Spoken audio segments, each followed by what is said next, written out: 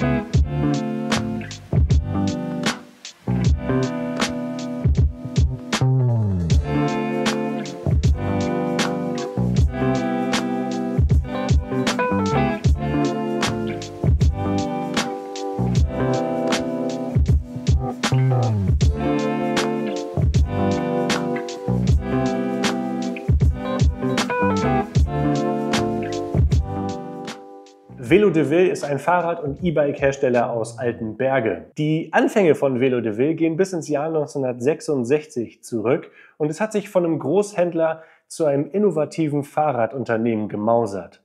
Mittlerweile bietet Velo de Vil ein riesiges Portfolio verschiedenster Fahrräder an, von einem kleinen City-Flitzer bis zum großen E-SUV.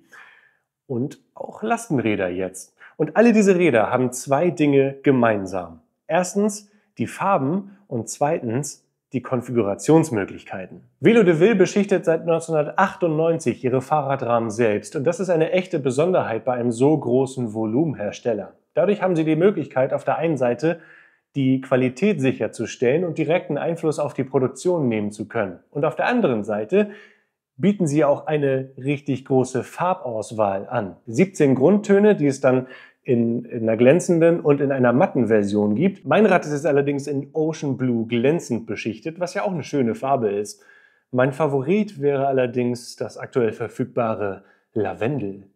Wenn wir uns das Rad in seiner Gesamtheit angucken, dann entspricht es einem klassischen Long John. Wir haben ein kleines Vorderrad, eine große Ladefläche bzw. Box in der Mitte, dann das Cockpit, dann der Sattel und dann ein großes Hinterrad. Und das ist mit 27,5 Zoll auch verhältnismäßig groß und größer als bei den meisten anderen Long Johns, was für ein besseres Abrollverhalten sorgen soll und dem Rad insgesamt auch nochmal eine etwas erwachsenere und bulligere Optik verleiht. Nicht, dass es nicht so schon bullig aussehe. Der Rahmen des Fracht besteht aus zwei Teilen, einem vorderen Teil, einem hinteren Teil und diese werden mit 4 langen Bolzen hier verschraubt. Das ist eine klassische Taktik, um Fahrradrahmen leichter transportieren, leichter beschichten zu können und hat noch den Vorteil, wenn mal ein Rahmenteil bei einem Unfall zum Beispiel kaputt gehen sollte, dann muss man nicht den kompletten Rahmen austauschen, sondern nur das defekte Teil.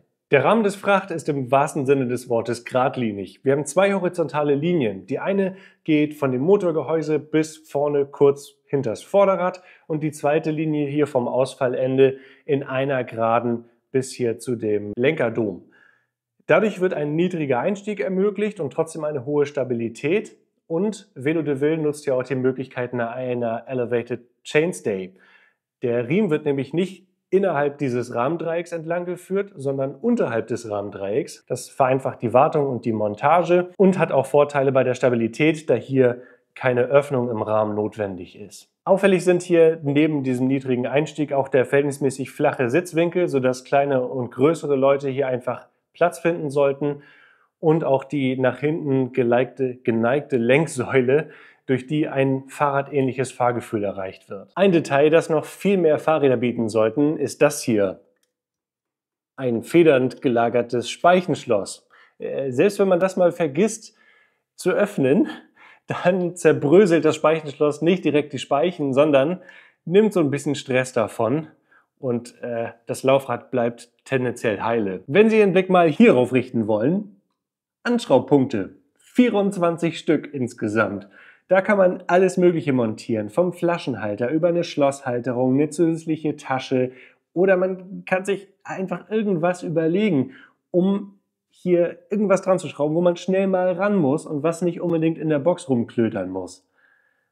Das sollten viel mehr Fahrräder haben. Hier beim Blick auf das Cockpit fällt zuallererst mal dieser stark gebogene Lenker auf. Der ermöglicht eine sehr aufrechte Sitzposition und dann gibt es hier auch noch den höhenverstellbaren Vorbau, der standardmäßig mit dabei ist. Der lässt sich zwar nicht werkzeuglos verstellen, ich habe ihn aber schon auf unsere Bedürfnisse angepasst, etwas höher, etwas weiter nach hinten und auch das Display habe ich etwas weiter nach hinten geholt. Hier beim Display gibt es auch verschiedene Konfigurationsmöglichkeiten vom Purion übers, wie heißt das noch, Intuvia 100 bis hin auch zu dem Kiox 500 Display und dem Smartphone Grip.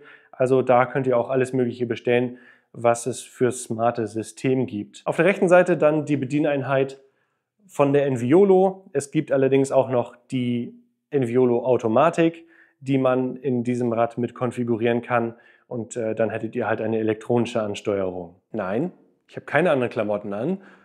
Du hast andere Klamotten an. Bei Velo de Ville habt ihr auch die Möglichkeit, euer Rad mit einem GPS-Tracker auszustatten, der auch noch mit weiteren Funktionen aufwarten kann und mit der VeloMate App.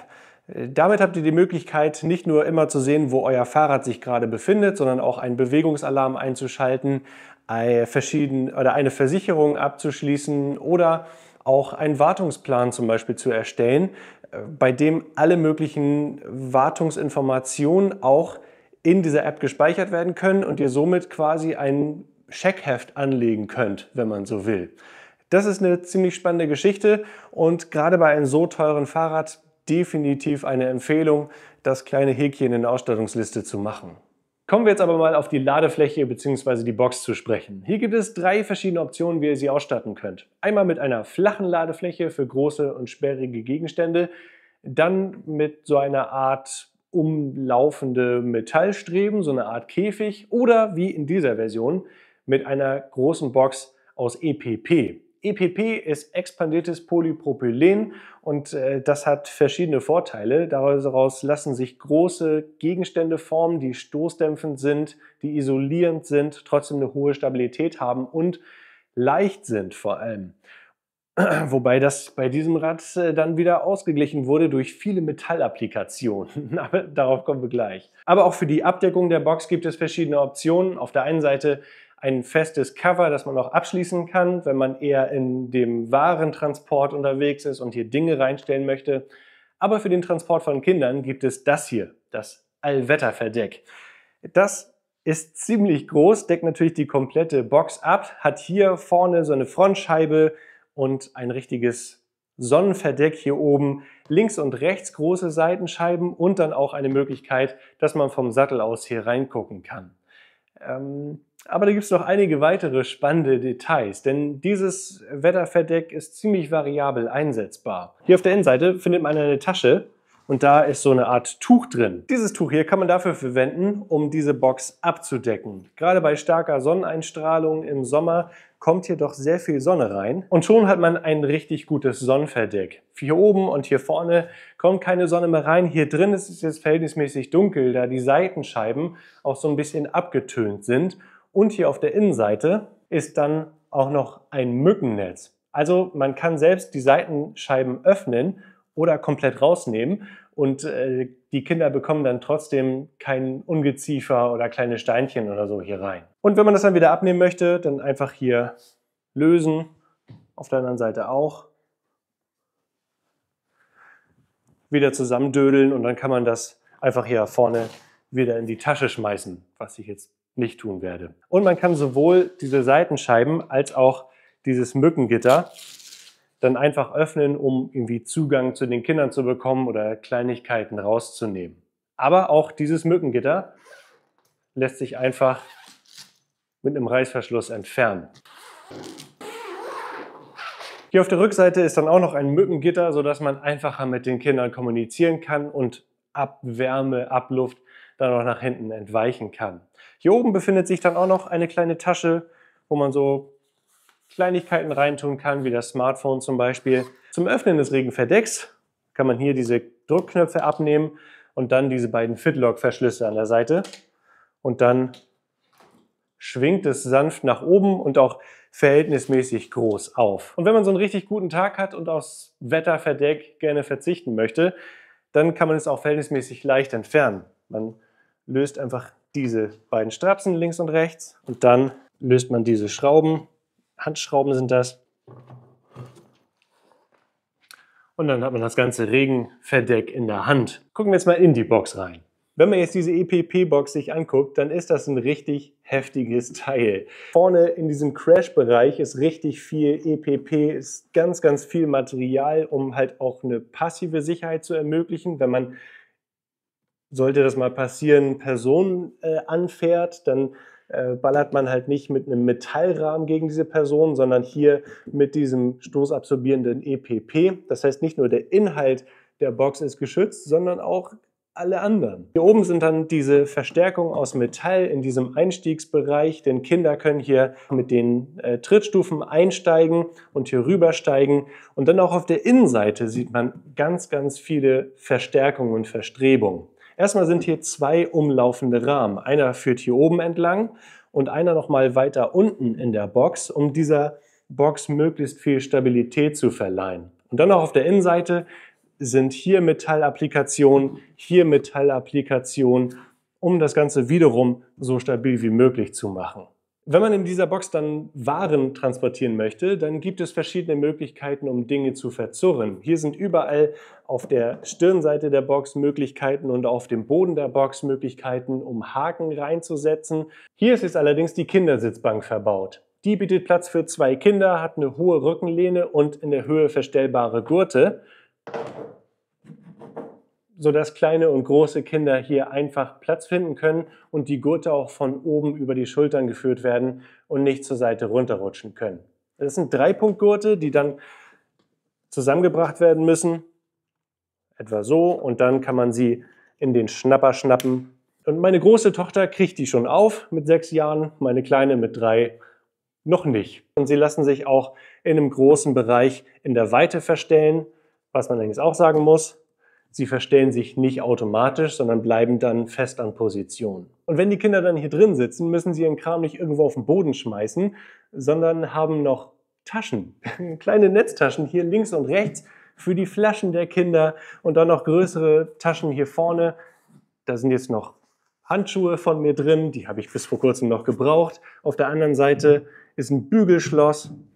Also das ist auch verhältnismäßig stabil und man kann da alle möglichen Dinge, die recht flach sind, gut drin verstauen. Aber auch für den Transport von sehr kleinen Menschen ist gesorgt, denn Velo de Vil hat mir hier noch die Maxi-Cosi-Halterung mitgeschickt. Da lässt sich einfach ein Maxi-Cosi oben reinklippen und trotzdem haben noch 2 Kinder hier hinter Platz, die dann das Baby noch währenddessen betüdeln können. Und das Tolle ist, dass ich diese Maxi-Cosi-Halterung, je nachdem, ob ihr da noch weitere Kinder drin sitzen habt oder nicht, auch weiter hinten montieren ließe, damit ihr einfach nochmal auch vom Sattel aus eventuell leichten Zugriff auf das Kind habt. Wenn ihr diese Kindersitzbank montiert habt, aber ab und zu mehr Platz braucht, dann gibt es auch die Möglichkeit, diese Bank einfach hier oben zu arretieren mit so einem kleinen Gurt und dann habt ihr Platz für eine 60 x 40 Euro Box.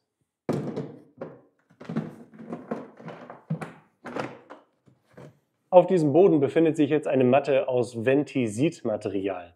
Das ist ebenfalls ein cooles Material. Das ist nämlich wasserdurchlässig und federt trotzdem alles Mögliche echt gut ab, sodass das Ladegut hier nicht auf dieser Ladefläche herumrumpelt. Und hier drin fällt dann auch noch etwas weiteres auf, nämlich das Akkufach. Das lässt sich hier mit einem Schlüssel öffnen und dann habt ihr Zugang nicht nur zu einem Akku, sondern ihr könnt hier bis zu 2 750 Wattstunden Akkus drin montieren. Das Einzige ist, wenn hier unten irgendwas liegt, müsst ihr darauf aufpassen, dass es hier nicht rauskullern kann. Und was auch auffällt, in der gesamten Box sind noch wahnsinnig viele Gewinde und Ösen und irgendwelche Möglichkeiten, um eigene Aufbauten oder zukünftiges Zubehör hier drin zu verschrauben oder anderweitig zu befestigen. Also ich glaube, Velo de Vil hat noch einiges vor mit diesem Fahrrad. Aber nicht nur Kinder sind in dieser Box unter dem Wetterverdeck gut geschützt. Denn Velo de Vil liefert mit dem Allwetterverdeck auch noch einen eigenen Poncho mit. Aber den habe ich zum Glück während der Fahrt nicht gebraucht. Voll beladen ist es nun mit allem möglichen Kram. Meinen beiden Mitarbeitern hier, schön angeschnallt an den Sitzen. Dann ist da noch ein kleines Paket drin, was ich eben gerade bekommen habe. Mein Rucksack, die Kamera hier an der Seite. Und wir legen mal los. Vom Ständer nehmen. Das ist schön einfach. So, der erste Test ist natürlich der Beschleunigungstest. Wir gehen jetzt mal in den Cargo-Modus, weil der ist ja eigentlich dafür gedacht worden. Kleinste Übersetzung und wir legen los.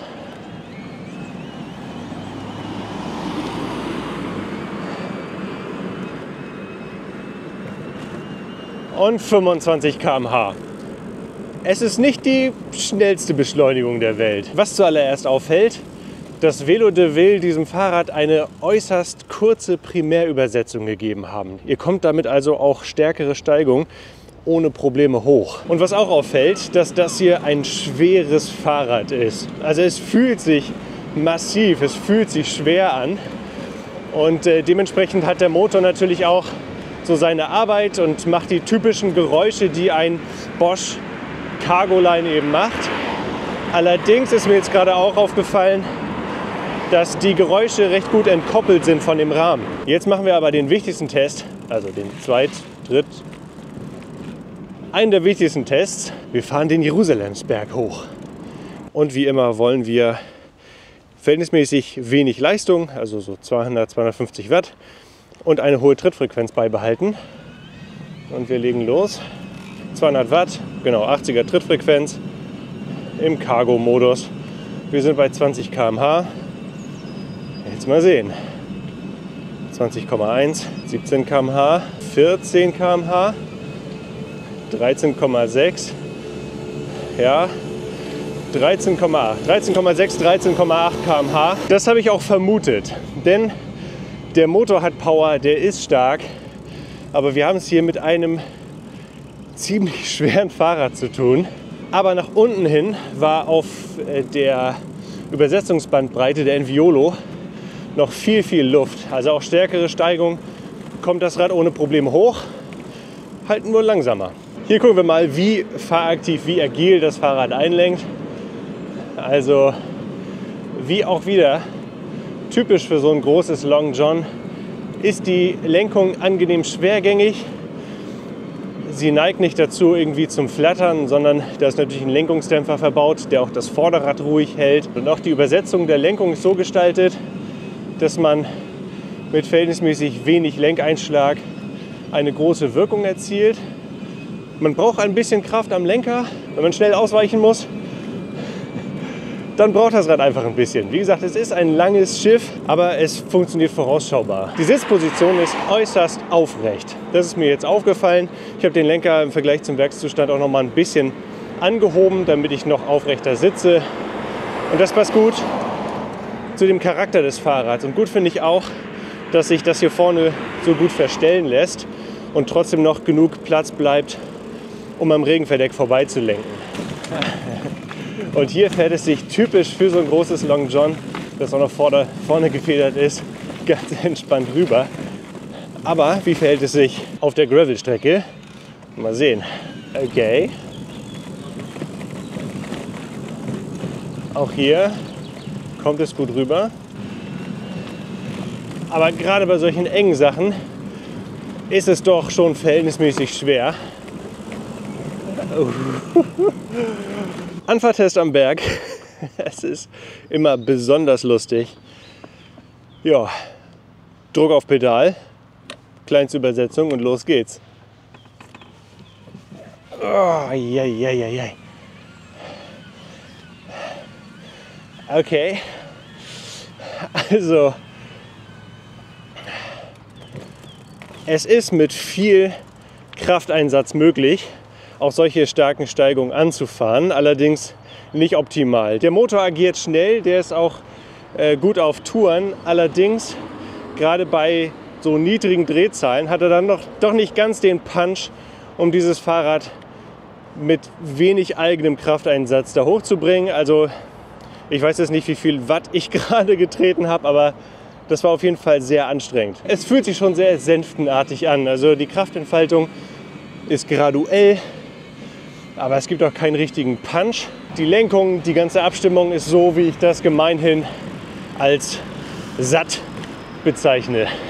Man kann dank dieser sehr kurzen Übersetzung auch sehr einfach langsam fahren. Gucken wir mal, wie gut es ums Eck geht. Das Vélo de Vil ist ja mit einer Lenkstange ausgestattet und nicht mit einer Seilzuglenkung. Das heißt, der Lenkeinschlag ist nicht ganz so groß, aber er reicht auch für solche schmalen Stellen und schmalen Kurven. Gucken wir mal, wie es in die andere Richtung ist.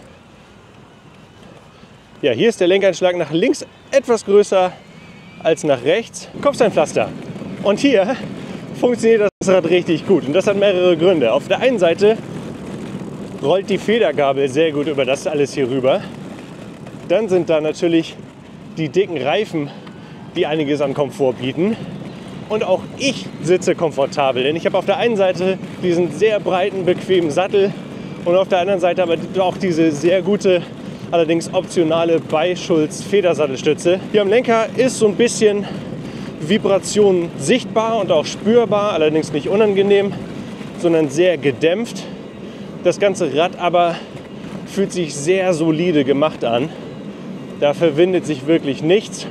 Auch das natürlich einer der Gründe für dieses hohe Eigengewicht des Fahrrads. Und wenn man sich so ein bisschen an das Gewicht gewöhnt hat vom Fahrrad, dann rollt es auch richtig gut überall rüber. Das Einzige, was ich festgestellt habe, dass die Bodenfreiheit doch verhältnismäßig gering ist. Los geht's. Beschleunigung auf 25 km/h. Einmal den Bremstest machen. Und an der zweiten Linie. Und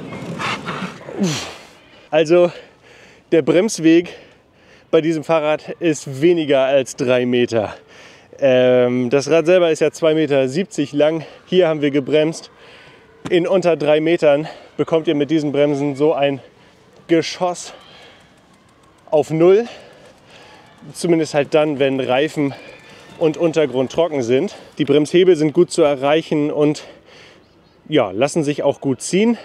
Sie sind allerdings vielleicht ein bisschen schwerer im Zug als zum Beispiel Magura-Bremsen. Also auch wirklich auch vorhersehbar, wie viel Kraft ich aufwenden muss auf den Bremshebeln, um in einer bestimmten Länge zum Stehen zu kommen. Ständerbetätigung ist auch einfach. So fährt sich das Vélo de Vil Fracht. Es ist beileibe kein Sportler. Es kann das hohe Gewicht und die große Größe nicht ganz verbergen, aber es macht das Beste draus. Mit einer guten Bremse, einer gut abgestimmten Lenkung und diesem starken Motor, der nicht brachial beschleunigt, aber das Rad zuverlässig überall hochbringt, auch dank dieser Primärübersetzung. Ja, jetzt gehen wir mal in die Zukunft zu Zukunftstillmann von der Radelbande und sehen mal, was er nach ein paar Wochen darüber zu sagen hat.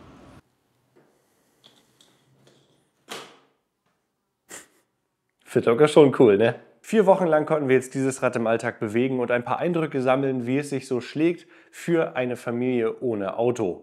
Darum soll es jetzt in diesem Videoteil gehen. Die komplette Bewertung anhand der Radelbande Bewertungsmatrix findet ihr über den Link unten in der Videobeschreibung in Schriftform. Jetzt wollen wir aber mal auf 3 Punkte eingehen, die uns besonders gut gefallen haben und 3 Punkte, die uns weniger gut gefallen haben. Und wir beginnen mit den positiven Punkten und da ist der erste: die vielen tollen Konfigurationsmöglichkeiten. Natürlich kommt es noch zumindest nicht an einen Bullet zum Beispiel dran, wofür es ja auch sehr viel externes Zubehör gibt.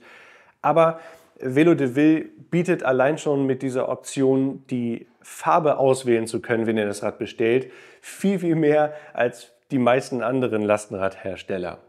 Dann auch die Möglichkeiten, die ihr hier in der Box habt, das auf eure Bedürfnisse zu konfigurieren und auch hier am Cockpit und am Sattel hinten, sodass es sowohl für euren Preispunkt als auch für eure persönlichen Vorlieben passt. Das finde ich ziemlich cool. Der zweite Punkt, der uns gut gefällt, ist die hohe Verarbeitungsqualität. Nicht nur beim Rahmen und bei der Beschichtung des Rahmens, sondern auch bei allen Einzelteilen, die hier in der Box verbaut werden. Und auch wo EPP an EPP ist, knarzt es nicht, sondern ist alles satt und sauber gefertigt. Und das Tolle ist eben auch, dass diese Rahmen in Europa produziert werden und in Deutschland beschichtet und das Rad auch in Deutschland zusammengebaut wird. Das ist ein ziemlich lokales Produkt und Velo de Vil hat dann natürlich auch die ganze Qualitätskontrolle relativ nah beieinander und kann dann schnell Änderungen umsetzen. Und das sieht man auch, denn das ist wie gesagt sehr gut gemacht. Und der dritte Punkt ist, der auch so ein bisschen aus dem zweiten resultiert: Dieses Fahrrad ist super stabil und widerstandsfähig. Die Box mit den verschiedenen Verstärkungen, die ist nicht nur gut verarbeitet, sondern die ist auch ultra sicher und stabil. Und auch der ganze Rahmen, da ist keinerlei Flexibilität drin. Das Fahrrad fährt satt überall rüber. Die Federgabel arbeitet gut und das fühlt sich rock solid an. Aber das kommt auch zu einem Preis. Und zwar sind wir da jetzt beim ersten Punkt, der uns nicht so gut gefallen hat. Das Fahrrad ist ein Schiff. Wie meine Tochter heute Morgen sagte, ein Frachtschiff. Mit 75 Kilogramm angegebenem Leergewicht ohne Aufbauten ist es das schwerste Long John, was wir bisher im Test hatten. Und das wirkt sich natürlich auf die Fahrdynamik aus, das wirkt sich auf die Reichweite aus, das wirkt sich auf das Handling beim Rangieren aus. Also wir mussten häufiger dann doch die Schiebehilfe nutzen, wo wir sie bei anderen Rädern nicht nutzen müssen. Allerdings hat Velo de Vil das Rad auch im Detail so ausgelegt, dass dieses hohe Gewicht managebar ist. Und durch diese kurze Gesamtübersetzung und auch durch diesen hervorragenden Ständer, mit dem man selbst das schwer beladene Fahrrad verhältnismäßig einfach auf den Ständer bringen kann.